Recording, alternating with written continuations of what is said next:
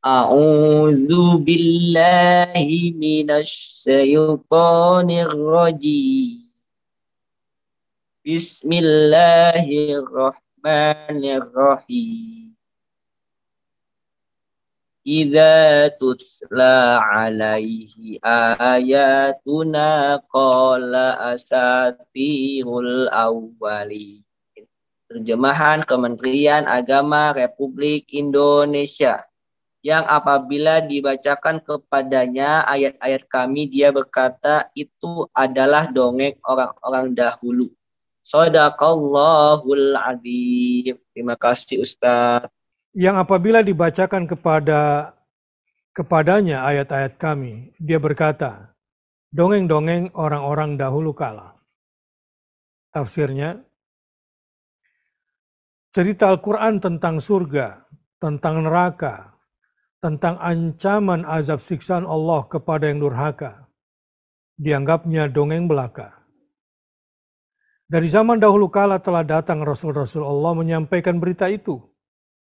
Berita tentang hidup kekal sesudah mati, tentang pembalasan yang akan diterima kelak. Mereka anggap itu dongeng, sebab mereka memandang dalam hal itu tidak ada bukti. Tidak ada orang yang telah masuk ke dalam kubur hidup kembali buat memberitahukan pengalaman yang mereka tempuh di alam lain itu. Jadi Buya Hamka mengajak kita menelusuri lebih jauh ya secara psikis. Kenapa mereka seperti itu? Kenapa mereka menuduh Al-Quran itu hanya dongengan belaka? Karena memang informasi atau cerita Al-Quran tentang surga, cerita Quran tentang neraka, tentang ancaman azab siksaan Allah kepada yang durhaka, ya dianggapnya dongeng belaka. Karena seumur mereka hidup itu semua tidak pernah nyata di depan mata mereka.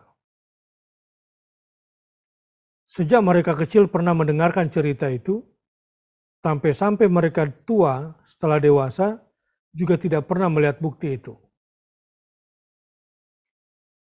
Hal ini terjadi karena memang hanya bisa dilihat setelah kematian dan hanya bisa diimani dari Al-Quran.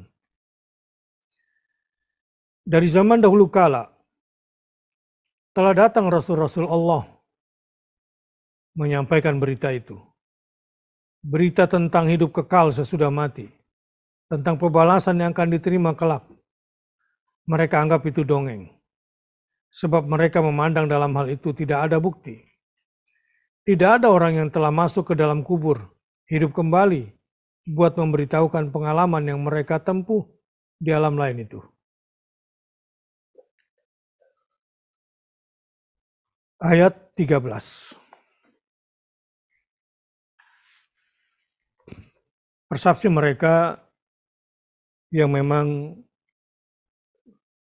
mendustakan akan adanya hari pembalasan yang dibarengi dengan sikap melampaui batas dan terus-menerus berdosa melakukan kefasikan, membuat jiwa mereka tertutup, sehingga semua informasi dari Al-Quran baik tentang masa lalu maupun tentang masa depan dianggapnya sebagai sebuah dongengan belaka. Sebetulnya bukan mereka yang tidak bisa melihat bukti, tetapi karena Allah menutupi pikirannya, ditutup pandangan batinnya, sehingga tidak mampu melihat kebenaran Allah lewat Al-Quranul Karim.